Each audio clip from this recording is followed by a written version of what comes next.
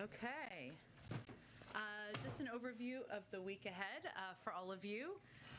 Throughout the week, the President will continue to meet and call members of Congress about his transformative Build Back Better agenda and bipartisan infrastructure deal.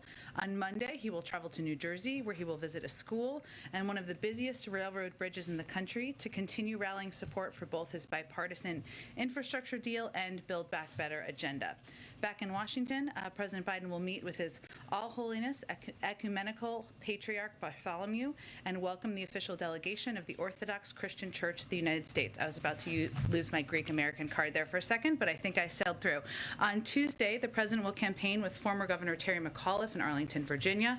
On Thursday, the President and First Lady will travel to Rome, Italy. On Friday, the President will visit the Vatican City and have an audience with His Holiness Pope Francis. They will discuss working together on efforts grounded in respect for fundamental human dignity, including ending the COVID-19 pandemic, tackling the climate crisis, and caring for the poor. On Saturday and Sunday, the President will participate in the G20 Leader Summit. We will have more on individual bilateral engagements in the run-up to the summit. And from Rome, the President will travel to Glasgow, United Kingdom, from November 1st through the 2nd to participate in the World Leader Summit at the start of COP26, the 26th conference of the parties to the UN Framework Convention on Climate Change. I will note a programming note for all of you. We will have Jake Sullivan in here next week. We're working on finalizing the details to preview the trip in advance of the President's departure. But Zeke, why don't you kick us off? Thanks, Jen. Oh, sorry, can I note one more thing? I apologize. Today, the Vice President visited the Northeast Bronx YMCA in New York with HHS Secretary Javier Becerra, Governor Kathy Hochul, and Congressman Jamal Bowman. The Vice President will hear about the YMCA facilities' impact on the community and deliver remarks about how the bipartisan infrastructure deal and the Build Back Better agenda will benefit working families. She'll also highlight the importance of extending the child tax credit, which is one of the largest ever single tax cuts for families with children. Okay, Zeke, go ahead. Thanks. What's the status of the negotiations over the President's social spending bill? House Speaker Nancy Pelosi suggested a deal could be done today. Does the President expect that? And who's he speaking with right now? Well, he will continue to have calls throughout the course of the day and the weekend, as he has over the last several days. We will provide you details on those as we can. We have a goal, as Speaker Pelosi conveyed. We have milestones, and we're working on finalizing an agreement. That's the status. Our focus is on making significant progress on that. We've seen that happen over the last several days. We're encouraged by the shared commitment to get this done and deliver for the American people. But I don't have any new deadlines or timelines from here, nor have we set them from here over the last several days or weeks. As that package that the President proposed initially at roughly $3.5 trillion, I think now looks to be being cut roughly in half. We've heard the President say he wants to come back at things later, things like community college and the other extending the life of some of these programs that have been shortened. Progressives have been saying that now's the moment to go big. There might not be another moment. Why does the President think, given how difficult things have been up to this point, that he'll have another bite at the apple to sort of make these programs more enduring, or to include even things that couldn't make it into this package somewhere down the line? Well, let me say first, Zeke, that this package is on track to be to represent or to direct the most fundamental shift in supporting hardworking families over wealthy in modern American history. And the President's belief, as you heard him say last night, is that compromise is not a dirty word, and that we will get nothing if we do not have 50 votes. The alternative is not a larger package. The alternative is nothing.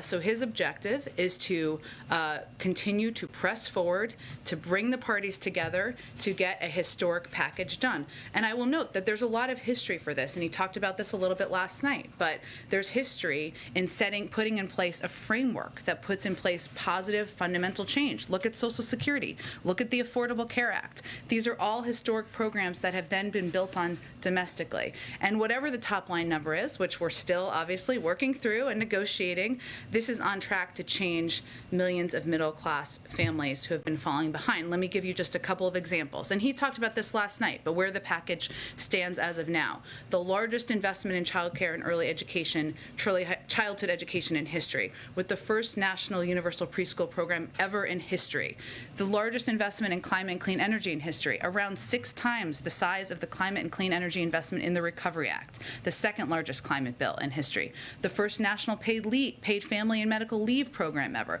the largest expansion in health care coverage since the Affordable Care Act, leading 7 million people to gain new coverage, perpetuating the largest one-year drop in child poverty in history by extending the child tax credit, and a new investment in housing that is greater than the entire current annual budget of the Department of Housing and Urban Development. That is what we were talking about here, even as we were talking about a package that's being negotiated that is smaller than what he originally proposed. But why does he think that a future Congress or sometime later in the administration he'll have more luck going beyond where he's at right now and getting more spending for some of those programs at the levels that he initially wanted that he had to tear back?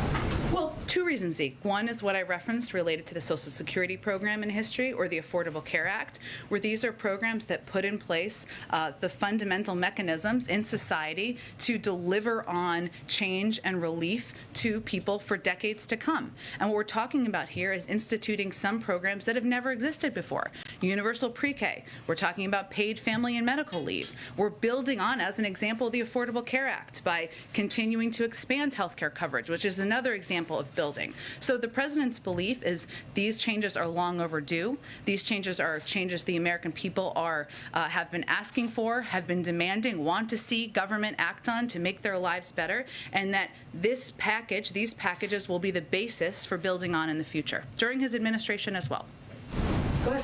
Thanks, Jen. The president was pretty clear last night that Senator Sinema does not support raising taxes on big corporations or the corporate tax hike. The White House says that you guys are looking for other ways to pay for this package. What exactly are those proposals? And can this package be paid for without a corporate tax increase? Yes, absolutely, but there are different corporate tax increases in here, so let me go through what a couple of the tax pieces are that are under consideration. I would note that as it relates to the president's comments last night, he was answering a question. These town halls are conversations. That's what's so endearing and engaging about them, but he was referring to the challenge of having the votes to move forward on raising the corporate rate, not the ability to raise revenue through a range of other tax fairness proposals. So let me give you a sense of a couple of those. So some of the biggest corporations in America pay literally nothing in income taxes, as we know, as we've talked about in the past, a lot in here. 55 of the biggest companies, they pay lower rates than wage-earning families. We can stop that by imposing a 15% minimum tax, a minimum corporate tax, to make sure large corporations pay their fair share. We also believe, the president believes, a number of other members of Congress believe, that we need to stop rewarding companies that offshore profits and American jobs. We'll do that by creating a global minimum tax, something the United States has been the global leader in, bringing together countries around the world, and that will help to make the United States more competitive and end the race to the bottom. We can also close loopholes for high-income Americans, including a loophole that allows some taxpayers, like hedge fund managers, to escape a Medicare tax imposed on all high-end income, on all high income. That's another proposal that's out there still. And we can crack down on wealthy tax cheats who are taking advantage of every honest taxpayer and invest in enforcement to stop 1% from evading $160 billion in taxes per year, something that Treasury secretaries, Republican and Democrats, have expressed support for and feel this is a strong part of the proposal. So I list all of those because those are all ideas out there, all ideas that would move us forward toward a greater system of tax fairness and also can help pay for the full package. One more follow-up on the child tax credit. Speaker Pelosi told me yesterday that the president was looking at a one-year extension. According to the Census Bureau, 47% of families use that money to buy food. Will those children be left behind if there's only a one-year extension on the child tax credit? Well, to be clear, the president proposed a longer extension. What the president is, though, looking to do is to extend the child tax credit, something that he proposed himself earlier this year, and again proposed extending it because he thinks it does have such an important and dramatic impact on people across the country. Many economists have credited it with cutting the childhood poverty rate in half He absolutely thinks it should be a part of what American families can benefit from. But it's smaller because compromise is not a dirty word, and it is something that we still believe is a positive step forward to extend. Go ahead. What drove the shift in the president's posture this week in terms of he laid out a lot of details to rank-and-file members on Tuesday. He laid out a lot of details to the entire world last night, something you guys haven't been wanting to talk about over the course of the last several months. Why now? Why has he moved in this direction? The charm of Anderson Cooper, I guess. I'm just kidding. Look, I think, Phil, that we are at this point in the conversation and in the debate where we are getting into the nitty-gritty details, and the president is deeply engaged in those discussions. I think what you saw last night, what the American people saw last night, is that the president has rolled up his sleeves and he is deep in the details of spreadsheets and numbers and what the potential impact can be to help the American people. And he was candid, and he was candid about where the negotiations stood, and also wanted the American people to understand, as I just outlined earlier, that progress here is a historic package that will put in place systems and programs that have never existed in our society before. So I think what you're seeing is that we're getting closer. We're into the nitty-gritty details. There is agreement about some fundamental investments in our society, and he loves having conversations with the American people about what he's fighting for. Two more just to follow up on last night. Can you clarify where discussions are, if they exist at all, in terms of the National Guard and the supply chain? Oh, can I clarify where things stand? My understanding is it had been talked about, but it wasn't something you guys were moving toward. The president seemed to say differently last night. Sure. Well, any president has the ability to use the National Guard from the federal level. Requesting the use of the National Guard at the state level, which is often how it's done, is under the purview of governors, and we're not actively asking them to do that, and we're not actively pursuing the use of the National Guard on a federal level. But it is something that any president would have the capacity to do, the authority to do, but it is not something under active consideration. And then one more. The president was asked if the U.S. would come to Taiwan's defensive attack by China, and he said, yes, we have a commitment to do that. Is there a shift in U.S. policy as it relates to Taiwan and a defense agreement? Well, there has been no shift. The president was not announcing any change in our policy, nor has he made a decision to change our policy. There is no change in our policy. Our defense relationship with Taiwan is guided by the Taiwan Relations Act. Some of the principles of the Taiwan Relations Act that the United States will continue to abide by, of course, is assisting Taiwan in maintaining a sufficient self-defense capability. Another principle is that the United States would regard any effort to determine the future of Taiwan by other than peaceful means a threat to the peace and security of the Western Pacific and of grave concern to the United States. I would also note that Secretary Austin also spoke to this earlier today, and he said, as the Secretary of Defense, of course, nobody wants to see cross-strait issues come to blows. Certainly not President Biden, and there's no reason that it should. And that is certainly emblematic of our approach as well. Go ahead, Jeff. Piggybacking on that question about Taiwan, the U.S. policy is one of strategic ambiguity on this. He seemed pretty unambiguous with what he said last night. Was that intentional? What I can convey to you is that our policy has not changed. He was not intending to convey a change in policy, nor has he made a decision to change our policy. Okay. Moving back to the legislation, is the president confident, or is he hoping for a vote on this before he heads to Europe next week? Well, his preference would certainly be to get something done in the coming days. And obviously, he will work closely with Speaker Pelosi and Leader Schumer to do exactly that. But I don't have any new deadlines or timelines to set for you today. Beyond citing the Rhodium report, if he arrives in Glasgow without this in hand, what is his message to world leaders on that world stage?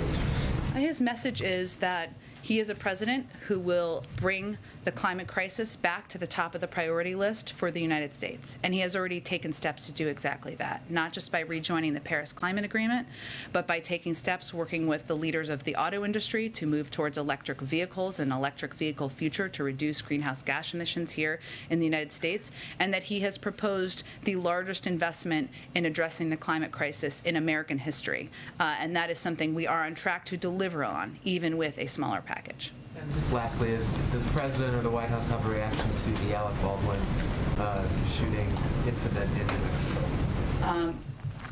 Other than to say that it is obviously a tragedy, the loss of life, and as I understand it, the individual who is in the hospital, and so our thoughts and prayers go out to their family members, but no, beyond that, we don't have an additional U.S. reaction. Go ahead. Thank you, Jen. And follow on China and Taiwan, just to be crystal clear. When the president says that the U.S. has a commitment to protect Taiwan, does that commitment include military intervention in the event of a Chinese attack?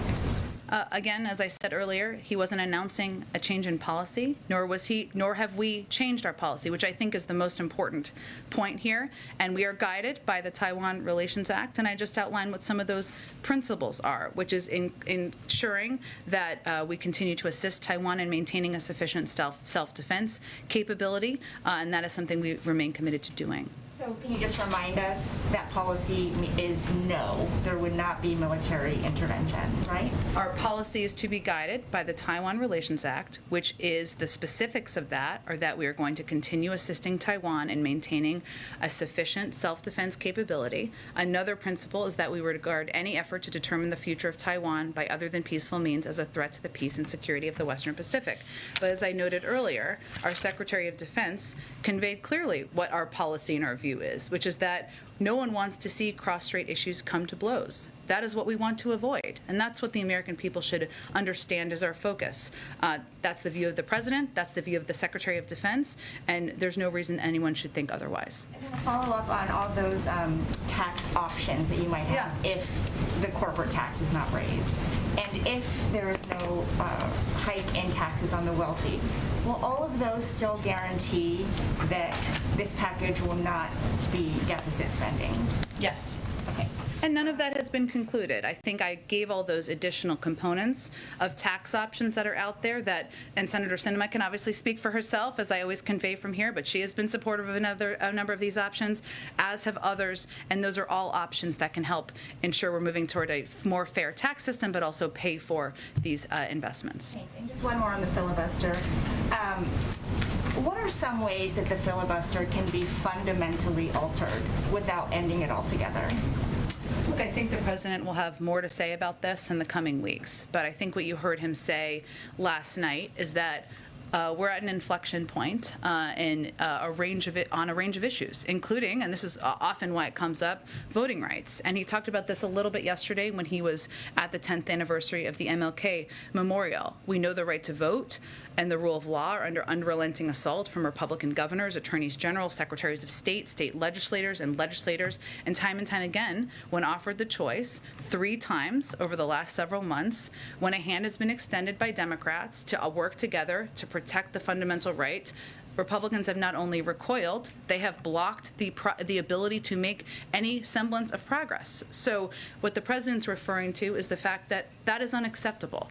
The protection of the fundamental right to vote is something that has been bipartisan in the past. He spoke back in March about his concerns or how he would view it if the Republicans continue to be obstructionist around it, and we've seen that time and time again. So he will discuss what that looks like, because not getting voting rights done is not an option. So does that frustration explain his evolution of thinking on the filibuster? In July, he said eliminating it would throw Congress into chaos and nothing would get done. Well, I would also note that back in March, he noted that if there was obstruction, that it was something that we would have to take a look at. So, look, I think many of you have covered the President for some time, and you know that his view is that we should pursue ways to work in a bipartisan manner, that we should pursue paths forward that can get things done for the American people. When he helped lead the effort to authorize the voting rights bill back when he was a senator, that was done in a bipartisan way. And he is frustrated, he is disappointed, he is sad that this is not something that Republicans seem willing to engage on, to work on. And I think what you saw reflected last night is his view that in light of the tax on our democracy, what we've seen across the country in states and by state legislators, that it is time to have a conversation about what this looks like moving forward. Go ahead. Thank you, Jen. The leader of a union representing FedEx, UPS, and DHL is saying that supply chain problems are going to get worse with labor shortages right before the holidays unless the President postpones the requirement to get vaccinated by December 8th. So what is more important to this President? the vaccine mandates or fixing the supply chain as fast as possible? Well, first I would say that that is not actually what we've seen at companies that have implemented these vaccine requirements that are not even part of federal law yet. Let me just finish. I'm going to let you talk. Don't worry about it. I'm going to let you talk, okay? So American and Southwest CEOs have made clear their workers will not be there won't be a labor shortage. We've seen United Airlines implement this. And as we've also said, as we work to implement these federal employee requirements, the first step is not firings. It's actually education and counseling. So we don't actually anticipate these disruptions. What we've seen for companies who have implemented these requirements is an increase from 20 to 90%. Last thing, and then I'll let you ask your follow-up, is that the other piece of this is that COVID is an enormous labor disruptor, not only because it's the #1 cause of death in some industries and some professions, including police forces across the country, but because people are out sick, people are worried about coming to work. This is one of the reasons that a lot of these companies have implemented these requirements. Just so that I understand the position then, this union leader says that the looming December 8th mandate for having fully vaccinated workforces creates a significant supply chain problem. You say no, it does not. Is that right? What I would point to, Peter, is the evidence we've seen from companies, large companies, private sector companies that have implemented these requirements across the board. Okay, following up on something else the president said last night, why did President Biden say he has been to the border? Well, Peter, as you may have seen, there's been reporting that he did drive through the border when he was on the campaign trail in 2008, and he is certainly familiar with the fact, and it stuck with him, with the fact that in El Paso, the border goes right through the center of town. But what the most important thing everyone should know and understand is that the president has worked on these issues throughout his entire career and is well-versed in every aspect of our immigration system, including the border. That includes when he was vice president, and he went to Mexico and Central America 10 times to address border issues and talk about what we can do to reduce the number of migrants who are coming to the border. He worked in a bipartisan manner with senators like Ted Kennedy, Harry Reid, John McCain, and others to push for comprehensive immigration reform. He does not need a visit to the border to know what a mess was left by the last administration. That's his view. Does that count as a visit? He said, I've been there before. You're saying he drove by for a few minutes. Does that count? What is the root cause? Where are people coming from who are coming to the border, Peter? The president said that I'm asking you a question because I think people should understand the context. No, you're where do people I'm asking you if that Okay, I'll answer it for you. People come from Central America and Mexico to go to the border. The president has been to those countries 10 times to talk about border issues. There is a focus right now on a photo op. The president does not believe a photo op is the same as solutions. But he said, that may be a difference he has with Republicans. But that's not what he said either. He said, I guess I should go down. So does he think that he needs a photo op? Is that what he's saying? He doesn't. And that's a fundamental disagreement he has. I would say the former president went to the border at least once, maybe more. You may know the numbers. How did that immigration policy result, Peter? That immigration policy resulted in separating kids from their parents, building a border wall that's feckless and that costs billions of dollars for taxpayers. The president fundamentally disagrees on how we need to approach the immigration issue. Anything changed at the border between 2008 when he drove by and 2021?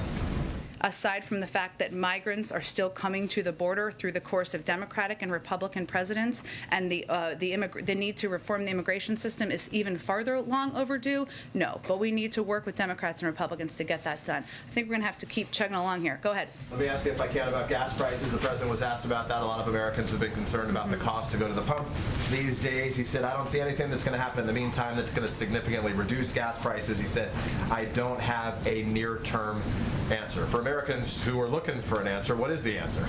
Well, what is true, and I think the president, as I said earlier, was quite candid last night, as the American people should expect from him, and from any president. And there are limitations to what any president can do as it relates to gas prices. Here's what we have been doing. As we've said for some time, we are engaging broadly with OPEC on our concerns at a range of levels. And that is something we will continue to do. As you know, Jake Sullivan, our national security advisor, recently met with leaders in Saudi Arabia and certainly raised this issue. The president has also been concerned, as the administration has been, about what we have seen as rises in supply that have not been accompanied by drops in cost. That's one of the reasons he's asked the FTC to look into price gouging, something that is no doubt impacting, or we expect might be impacting, the cost of gas around the country. So we are working and using every single lever he can, but I think what people heard from him is some candor about what impacts we can have. He mused that he could go into the Strategic Petroleum Reserve and that could bring the cost down. He said it would still be above $3. Will he do that? I don't have anything to preview on that front at this point. Let me ask you, does the White House have any response to the Supreme Court today saying that it's not going to block the Texas abortion ban, although it did grant an expedited review to take place, I think, by the start of November? Well, I would naturally defer any particular questions about the Supreme Court decision in litigation to the Department of Justice. But what I can reiterate is that the President has been clear in his position that SB 8 is blatantly unconstitutional, not only violates the right to safe and legal abortion established under Roe v. Wade, but it creates a scheme to allow private citizens to interfere with that right and to evade judicial review. That is why he's directed a whole-of-government response to it and why he will continue to stand side by side with women across the country to protect their rights. But in terms of any litigation steps, I'd point you to the Department of Justice. The contingencies, if the Supreme Court is to uphold that present ban, what contingencies, what process takes place behind closed doors here at the White House to help look out for the women in that state? Again, as you know, the Gender Policy Council and leaders there are leading the effort to work and see what levers in government we can use to continue to protect women's fundamental rights. We will see if there's an update on that to provide to all of you. Go ahead, Serena. Afghanistan, Thank you. I'll come to you next. Thank you. The attack on a military outpost in southern Syria this week did not result in any American casualties, but the U.S. military considers it to be a serious but failed attempt to take American lives. Do you know who's responsible, and what is the administration doing to prevent another attack or hold the perpetrators accountable? I don't have any updates for you on the responsibility, and of course, what happened is something that is great concern to us. I have nothing to preview in terms of what additional steps would be. Well, some governments, including U.S. partners in the region, have moved toward normalizing relations with the Assad regime. Has the administration directly urged its counterparts against doing so? Nothing has changed about the U.S. position as it relates to the Assad regime. In terms of private diplomatic conversations, I'd point you to the State Department. Lastly, because there was a broader review of sanctions policy by the Treasury Department that was released this week. It stated sanctions are most effective on a multilateral basis.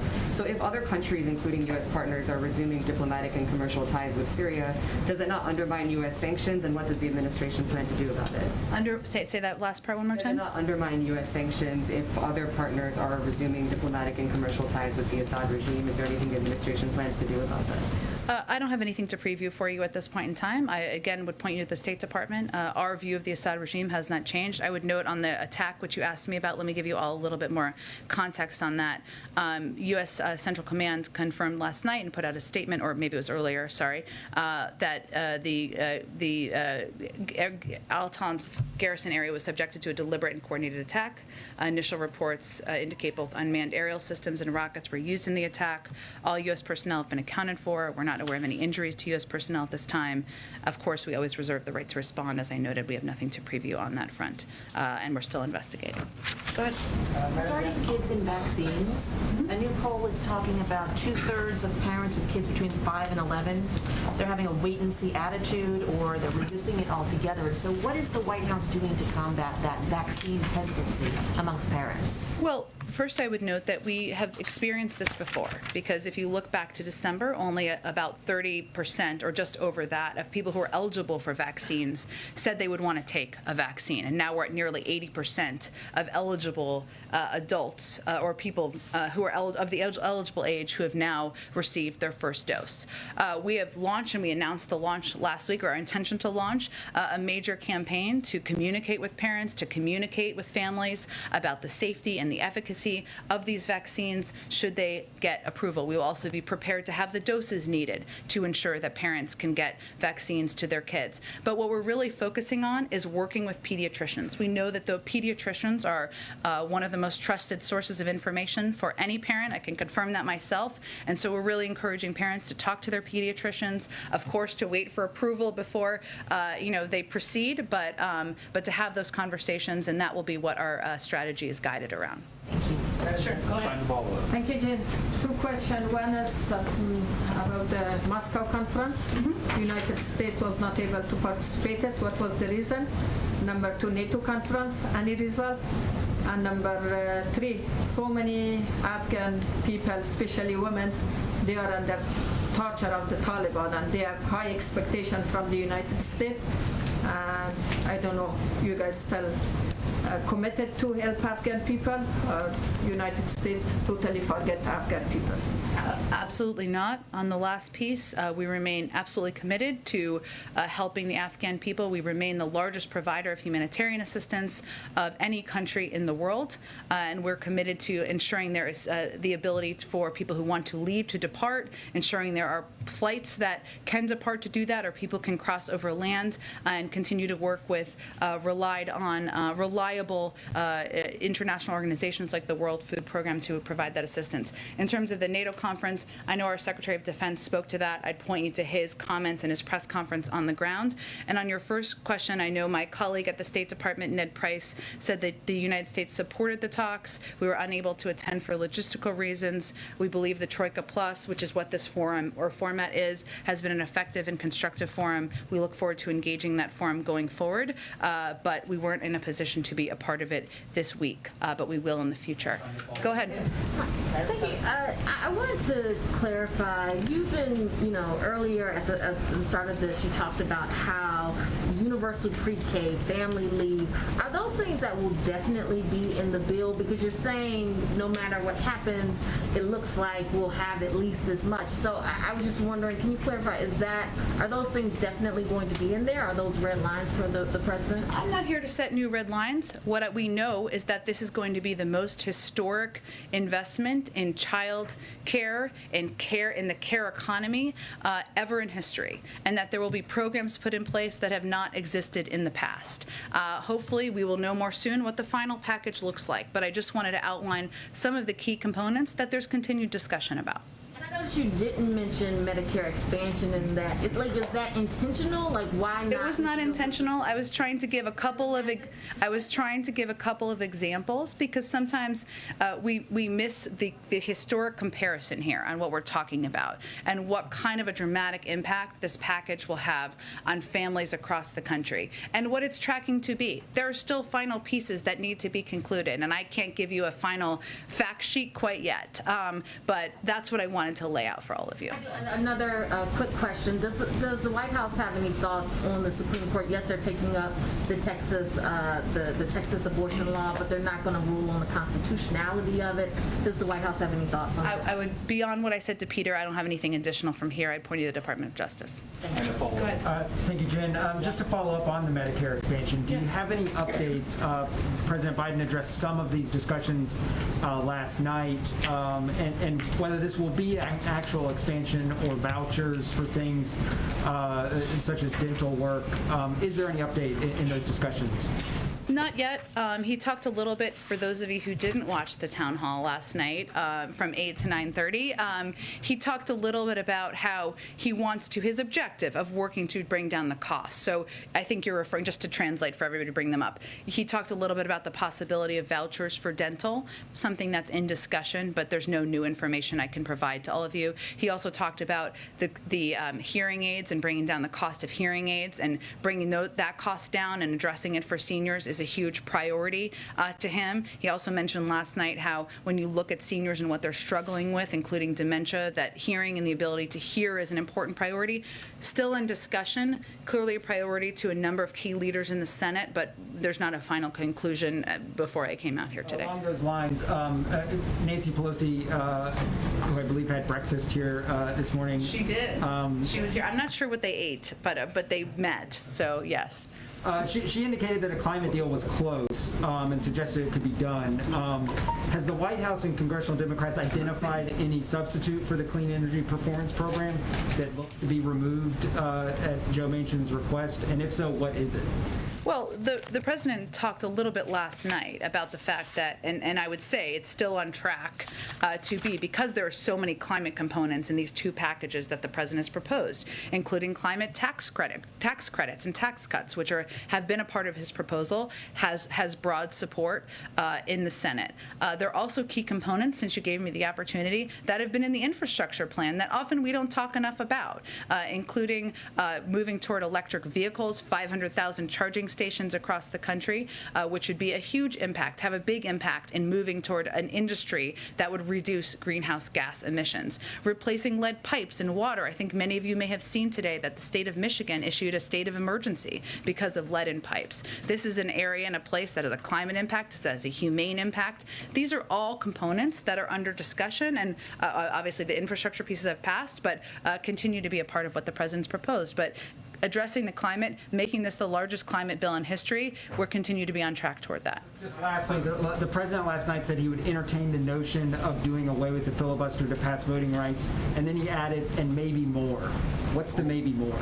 Stay tuned. It's to have a discussion. I expect you'll hear more from the president about it in the coming weeks. Go ahead. Matt took my climate question, but that's okay. You can ask it in a different way. Okay. On immigration, though, the president said yesterday that the administration's stance is that it is opposed to MPP, the Remain in Mexico policy, but there's a court order, and they're implementing that court order right now. But even with that court order addressed a previous memo the administration issued to terminate MPP. It's been months since this court order, and there's still no new memo out. And why is that? Secretary Mayorkas has indicated he plans to issue a new memo, and that we do oppose the MPP program, as the president said last night. I would point you to the Department of Homeland Security on an update on the status. Given that he is saying the administration is opposed and he's criticized us in the past, it seems like there's not a sense of urgency to get this memo out since it's been months. I wouldn't agree with that. I think we've been clear about our opposition to this, but again, there was a court order, so what we're working to do is move toward the release of a new memorandum, something that would come from the Department of Homeland Security, and while also abiding in good faith by a court order and following the law. I have a follow-up on Afghanistan, too. Just given that the embassy is currently closed right now in Kabul as well, if you're an Afghan and you still are hoping to find relief and come to the U.S., is there any way to actually get parole or refugee status without going to a third country? Well, we have a presence in Doha, one that engages with officials on the ground. We've also had recent meetings with leaders of the Taliban, as you all know, and has been reported publicly. And our State Department is leading this effort. So yes, absolutely there is. We have worked to help individuals who have stood by our side and fought by our side over the course of the last 2 months since we left. We ended our military presence there. We've put out, I know the State Department put out numbers on U.S. citizens and legal permanent residents who have departed from Kabul. We wouldn't be able to do that unless we had the diplomatic presence in Doha and were able to engage with and work with authorities on the ground. Go ahead. Thanks, Jen. Last night also the president said that paid leave was down to 4 weeks. When he said that, did he mean that it would be a permanent program and that it wouldn't be sunsetted any time over the next decade? And did he mean that it would be 4 weeks and scale up, or just 4 weeks flat? I think he was conveying that he had proposed 12 weeks. It was closer to 4. The specifics of the details and where that sits right now, I don't have an update for you on. Okay, so closer to 4, not necessarily 4. Again, Francesca, he was just speaking to where things stood last night. There's obviously been ongoing discussions this morning, but clearly making sure paid leave is law, is a reality for working parents across the country is a priority. That's why he proposed it. But in terms of the exact status, I don't have an update for you on that in this moment. And on free community college, he said, I promise you, I guarantee you, we're going to get free community college in the next several years across the board. So what makes him so certain that he'll be able to get community college, free community college in the next several years if it's not going to be included right now? He's in the first 9 months of his presidency, and he knows and understands, as he said last night, that that making community college accessible, that ensuring we have a more educated workforce out in the country is in the interest of the private sector, in the interest of U.S. competitiveness, and certainly in the interest of the American people. There's still discussions about how to make community college more accessible, more affordable.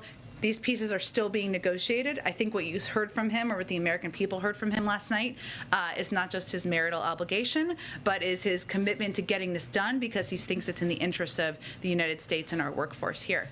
Go ahead. Thank you, Jen. Thank you. I'd like to ask first about press access and then about coronavirus origins. We as a press corps are fairly unanimous in our opposition to the mysterious pre-screening process that's been going on for presidential events in the East Room. And so I'm hoping that you can demystify for us how White House staff are selecting which journalists get into these events. Is it first come, first serve, or something else? And also, how long will this pre-screening remain in place? Well, we are still in the middle of a pandemic, as you know. People are wearing masks in this room. As a reflection of that, we have certain requirements here as well among staff, and I think we don't have the size of numbers that we would all like to have in the East Room, and we hope that we make changes to that soon. Yes, how are the decisions made? Is that not important that we're going to expand access and make sure more people can get into the East Wing? Everyone here, but how are the decisions made about who gets to go in? There's a limited number that we have based on how many people are attending as guests. I don't have any more information on that. Go ahead, Karen. I think we're going to move on. Go ahead. Thanks, Jen. Has the president spoken to Senators Manchin or Sinema today since the town hall last night? I don't have any updates on his call specifically, but we have been in regular touch with them, even through the course of the morning, from senior staff. You had said in answer to Phil's question that the president last night was focusing on the nitty-gritty details and that he was candid about where the negotiations stood. He was also much more candid in pointing out the roadblocks that Senators Manchin and Sinema have put up to some of the things he would like to do and what they're opposed to. Did he do that to try and move them through public pressure, or was it to lay the groundwork for what will be a scaled-back final deal on this? He was simply candidly answering questions. He also referred to Senator Sinema as someone who's smart as the devil, which he has used many times in the past to describe the vice president, to describe Rahm Emanuel. It's a point of endearment from him. He describes Senator Manchin as a friend. He believes and continues to believe that he is negotiating and working with both senators in good faith, and that we all are working towards shared objectives. So he was simply answering questions that were asked by the audience and the moderator. Go ahead, George. Yeah, this follows a little bit on that. This week has been an interesting mix of inside game with his behind-the-scenes talks and outside game with Scranton and Baltimore. My question is whether the time has passed where speeches can be expected to be effective in moving any votes. I mean, do you think any member watched the town hall meeting and said, "Oh, that's going to change my vote"? I'm not sure that his audience were people who are currently residing in this area in the zip code, right? His audience was the American people who have questions about what this means for them, for childcare, and how it will help them. For people who really want to send their kids to pre-K but can't afford it. For people who are worried about paid leave and hoping that's a reality for them when they're at the point of having children or needing to care for loved ones. And so the audience was really the public and the American people, and the vast majority of questions came from individuals in the audience last night. Isn't it fair to say that the important thing right now is him working his relationships and the inside game to get the votes? That has been important from the beginning, and the president has obviously played a key role here in bringing different viewpoints together toward a shared path forward. That's the role that he has played as president, the role he promised to play when he ran for president.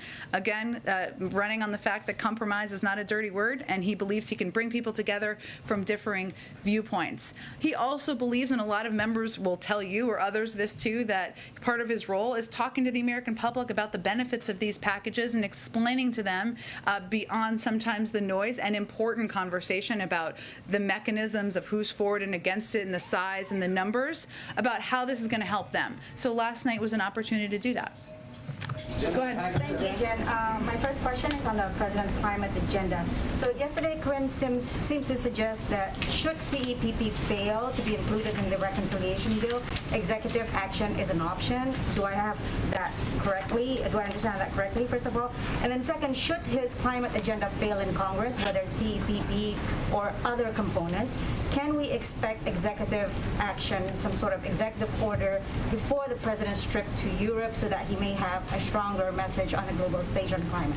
Well, I think it's important to note that some of the progress the president's made to date, some has been executive action, like rejoining the Paris Agreement, but some has been simply by working with leaders leaders in the auto industry to bring them together to agree upon shared investments in the electric vehicles industry. So there's a lot of ways that the president will continue to work, use the levers of his power to make sure we are reaching his bold and ambitious goals. And we've talked a little bit in here about the rhodium study from the other day, which showed that there are a lot of different paths forward to reach those goals. Some of them legislative, some of them through actions he can take as president, some of them through working with the private sector and other leaders who share his commitment to addressing the climate crisis. Opposing that option. My second question. I actually don't think that's the case. So just to be clear, what was your question? Just to be clear for the record here. Executive action before the president leaves for Europe next week. I think what I was giving for you is a contextual answer on how we're going to achieve our climate objectives, which is, of course, what he's going to go to Paris. Paris, we're not going there, but what I mean, it was like a little, I wish. What he's going to talk about when he's in Glasgow. And I think what leaders will understand is that there are a lot of paths to get there. This is a president who's committed to addressing the climate crisis. He's taken executive action. He's also brought leaders together, and as you heard him say last night, he's confident that we can get this passed and get the biggest climate bill passed through Congress in the near term. Go ahead. I have a second question, Jen. Sorry. I'm going to try this again. I know you've answered the question on Taiwan like 10 times already, but as you said yourself, words matter. So my question is, did the president simply misspoke last night, or was he actually sending a signal that there may be some sort of informal shift, that the U.S. commitment towards Taiwan may be more firm? His policy has not changed, but that's, I think, important for people to know and understand. Go ahead. A quick question, follow-up from yesterday. Your colleague Karine said last year, under Trump, during the holidays, families were facing down a dark winter with less economic security than ever before. But this year, families are facing highest gas prices in 7 years, 30% higher costs to heat their homes, inflation that is almost 5 times higher than it was in December. Groceries are more expensive. So I'm wondering what Americans are facing this Thanksgiving and Christmas under President Biden when looking at economic security.